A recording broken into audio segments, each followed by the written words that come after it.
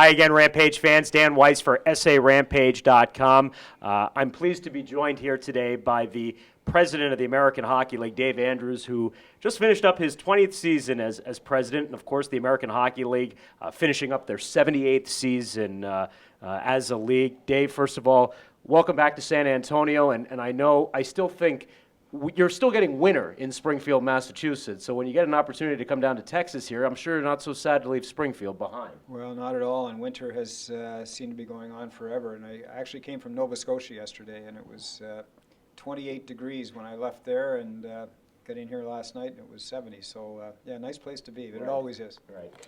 Just briefly, can you give us a kind of a state of the union, both from the competitive side and the business side, as the AHL wraps up this year? Sure, we've had a really strong season.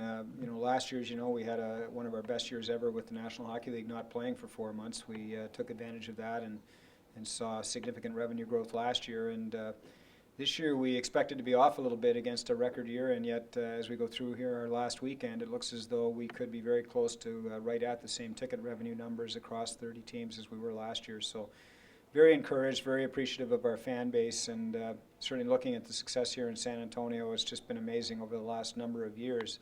The growth in the business in terms of ticket sales, the group sales, the connection here with the fans and social media and all of the things that the team does so well. It's become a real kind of flagship franchise for the American Hockey League, and we're so appreciative of the work that's done. And from a competitive standpoint, you've got two great races in both the Eastern Conference and the Western Conference for that last playoff spot coming down to the last weekend.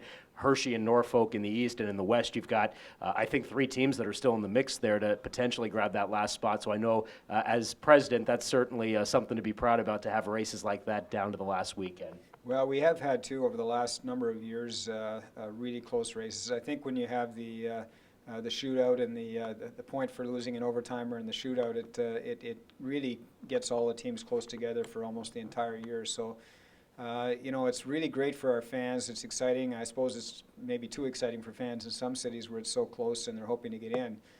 For us at the league office, it's actually very challenging because we don't know until tomorrow night, Saturday night after the games, we won't know who's playing who has to get on aircraft and where they have to fly, and having to get teams there for the opening of the first round is very challenging. But we're really looking forward to it. It's the best time of the year, and we got 2 months of great hockey ahead of us. You talked about the exposure that the American Hockey League received last year in light of the National Hockey League lockout. I find it interesting as the NHL playoffs are ongoing. The Detroit Red Wings tonight are going to open up their series in Boston. I think in many ways Mike Babcock deserves Coach of the Year in the National Hockey League because he basically inherited the entire Grand Rapids Griffins team throughout the course of the season to make the playoffs. His second line, I think, is Riley Sheehan, Tomas Tatar, and Gustav Nyquist, will be very familiar to AHL fans.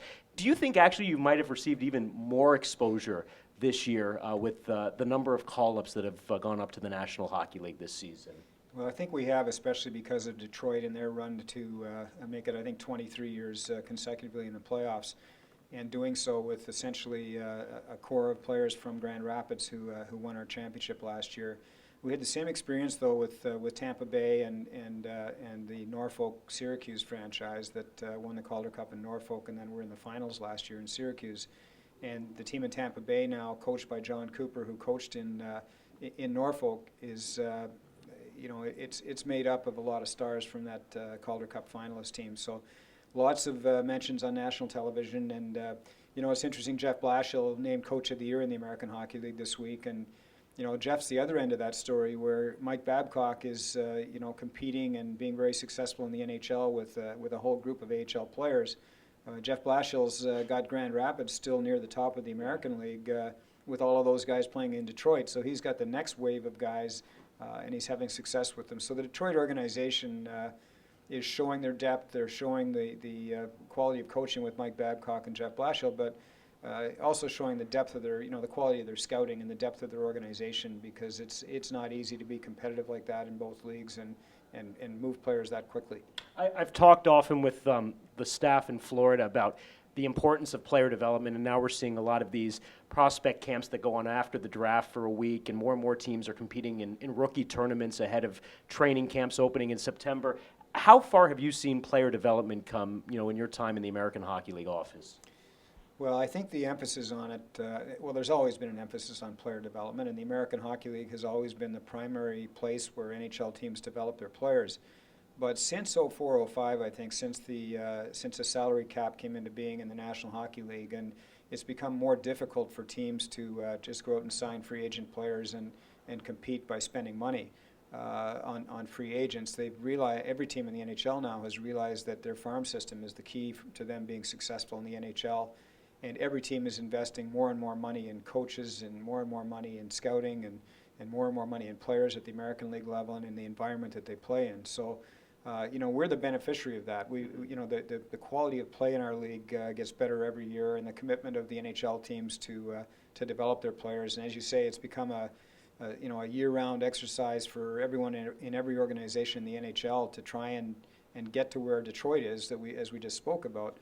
To be able to move players at will back and forth. And this year we've had 6,000 man games played in the National Hockey League by players called up from the AHL, and that's not called up from last year. That's players who have been in our league this year, gone up and played in the NHL. That many man games played in the NHL is pretty remarkable.